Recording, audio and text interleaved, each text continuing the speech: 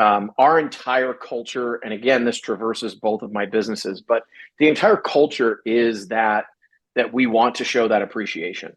So I'll give you a for instance. In hospitals, we have to do a lot of training of nurses. We have to do a lot of training of techs. So as we go out, we do it a lot of times as a team approach so that we can learn from each other and learn best practices that way. And the same goes for the store.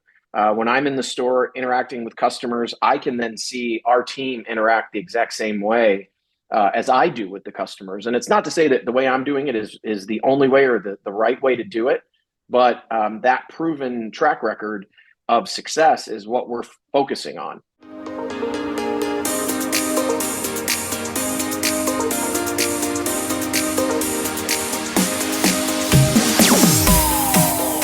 The Gasparilla Overload continues, and this day we are stopping on Kennedy Boulevard to see Stephen Sherman. He is over at Heads and Tails. Stephen, thank you for stopping by That Entrepreneur Show.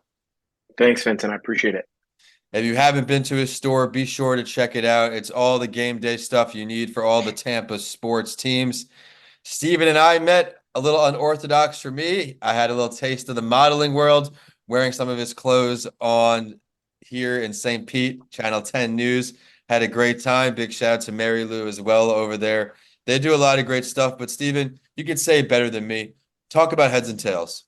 Yeah, so Heads and Tails was actually founded in 1992, and we purchased it in 2020 during the pandemic. Basically, because if the store didn't sell, it would have gone out of business, and it really is the last bastion of brick and mortar sports apparel businesses left in the area. So we didn't want to see it go away.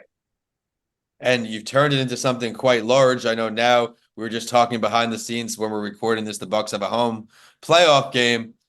It's become the destination stop for game day apparel. How'd you get to that level? Yeah, it has become that. And I think it became that way organically based on the culture that we really built in the store. The previous two families that owned the store did a wonderful job with the store, but it needed a website, it needed a brand refresh, and really the inside of the store needed to be refreshed as well. So once we did all of that, the culture really created the fan base, if you will, that we have that comes into the store every day. Yeah, and a lot of great stuff in that store. Giving him some shout outs. I like the creamsicle stuff. I got a cool creamsicle hat from over there. I know you have your hands in other things. You're this entrepreneur involved in more than one company. Excuse me. What else do you have going on? Yeah, so I have a medical sales and distribution business called Beverage Medical Associates, and I've been involved with that organization since 1998 as a sophomore in high school. It was the first kind of real job I had, and now I'm the managing partner of that business as well. Okay, two bit different worlds. What are Extremely. What are the overlaps though as an entrepreneur that dip into both worlds? So both businesses are essentially sales organizations, right? So one is B2B, one is B2C. And I think that there's a lot of overlap there, but the biggest underlying piece of sales that as an entrepreneur I can say is the fact that sales is still a people business, and it's still a person to person. One person is going to buy from another person, and it's not just the brands, it's not just the products. It really is the interaction that you have with the consumer, whether it's another business or an actual consumer themselves. Yeah, you said that perfectly, and I got it right there in the notes for when we go live. Sales is a people business. Someone could be having, and I think I'll shout out Carlos. It was someone at the ECC and Ebor. Someone could have the best product, the best service, but if they're not the best person, you're most likely not going to do business with them. Would you agree with that? I would agree with that more than 100% if that was possible. And I say that because often we joke about sales in hospitals. Hospitals are very serious places. In the last few years with the pandemic, it became even more serious. And we had to become more creative in our sales process at that point as well, because we weren't able to go and talk to people live. But my agreement to that is this: you have to make your customer feel appreciated. and you have to make your customer feel like they're valuable. And whether that's a hospital, a patient in the hospital, or an actual consumer coming in to buy merchandise from you, everyone wants to feel that way when they leave. Is there a training method you have for your employees that allow them to properly make customers feel this way? Or how do you get everybody on board? I think that part of what we do in both of the businesses is it really is on the job type training. Our entire culture, and again, this traverses both of my businesses, but the entire culture is that we want to show that appreciation. So I'll give you, for instance, in hospitals, we have to do a lot of training of nurses. We have to do a lot of training of techs. So as we go out, we do it a lot of times as a team approach so that we can learn from each other and learn best practices that way. And the same goes for the store. When I'm in the store interacting with customers, I can then see our team interact the exact same way as I do with the customers. And it's not to say that the way I'm doing it is the only way or the right way to do it, but that proven track record of success is what we're focusing on. So whether it's, again, selling a product into the hospital or selling a hat or a creamsicle shirt to a customer for the bucks, it really is about making that customer feel special. Thank you for sharing that. And everyone, there's been tons of takeaways already here. I'm going to shift it to the Heads and Tails location here on Kennedy. What is your favorite part about running that store? I know you get to interact with all of these customers. You do cool news segments. What do you like best about being so centered in the community? I would say that my favorite part of the actual brick and mortar store is the interaction with the community, to your point. Um, Heads and Tails, there's nothing fancy about it when you walk into the store. It's not like walking into a big box store. It's the OG of South Tampa. And I think having that presence and having a little bit of grit is what makes it special. I think the interaction that not just we have with the customers, but the customers have with each other. Right. And again, going back to the pandemic and the time that we purchased it, sports was one of the only things that brought people together. So Absolutely. when you think of events in our lives that bring people together, someone, if they follow a sports team, they can tell you who they were with and where they were when that sports team succeeded.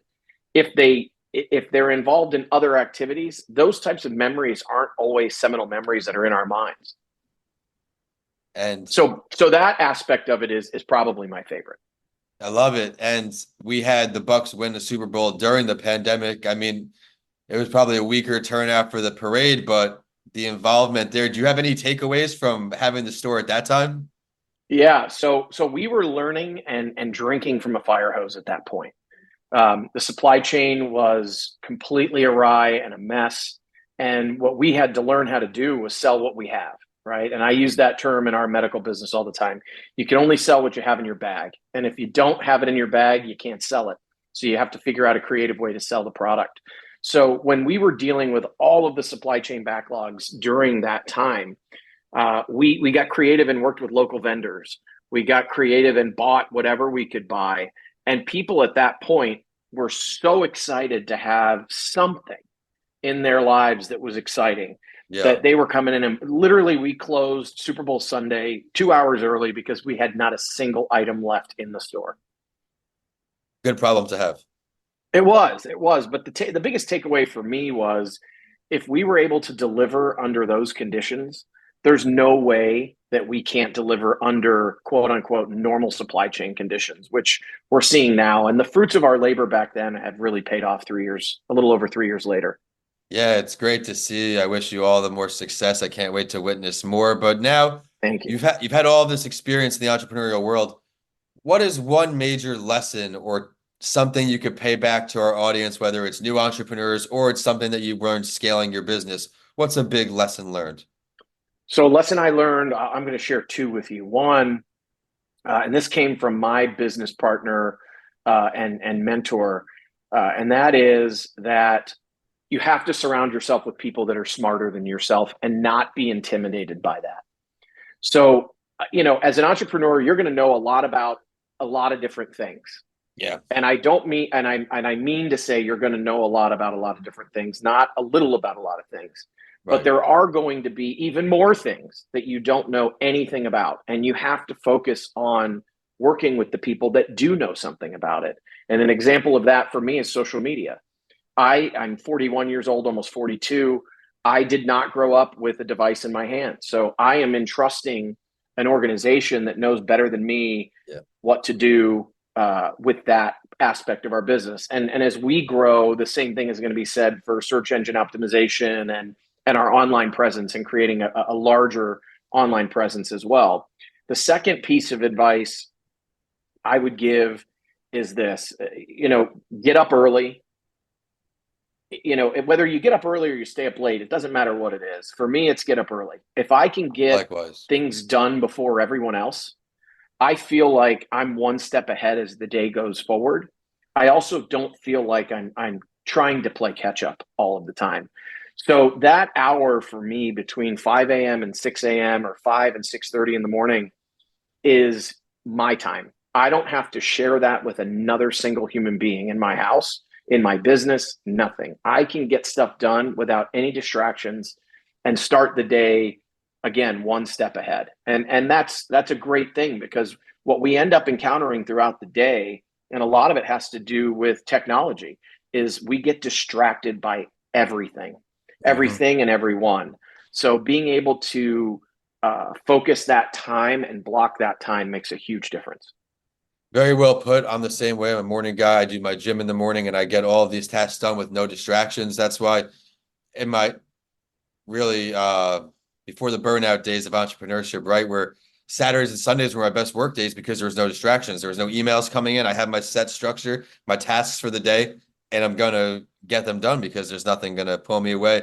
Great message there, Steven. Before I let you go, what's one thing we should know about either one of your businesses? Do you have anything going on in either, or where can we find them all at the very least? Yeah, so Beverage Medical, we are kind of a boutique organization, and we work with small to medium cap medical device companies, and we're always looking at new technologies in healthcare. Healthcare. I talk to my clinicians that I work with all the time, and one of the biggest things about healthcare technology is it's behind the curve. If that probably comes across as a surprise to most people, but consumer technology moves at a lightning fast pace, whereas healthcare technology doesn't, for obvious reasons. Right. But Beverage Medical, you can learn more about that at www.beveragemed.com. And then Heads and Tails, this is just the beginning of that journey. Many years ago, the largest name in the business is Fanatics. It started out in a single location in Jacksonville and now is a multi-billion multinational company. I'm not saying that we're looking to do that, but again, that similar boutique niche market spot for us. The biggest thing for us is making sure that we grow in a way that's sustainable and in a way that doesn't sacrifice our core values as we move forward. And that really is being a customer-centric organization and a customer-centric experiential shopping environment. It's not just about the transaction.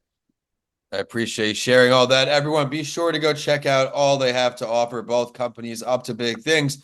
And we are at That Entrepreneur Show on all social media. I am at Vincent A. Lancy. Be sure to check us out on YouTube with some That Entrepreneur Show episode clips there to those subscribe and stay current. But with that, we're signing off here on another day of the Gasparilla Overload. Steven, thanks so much for stopping by.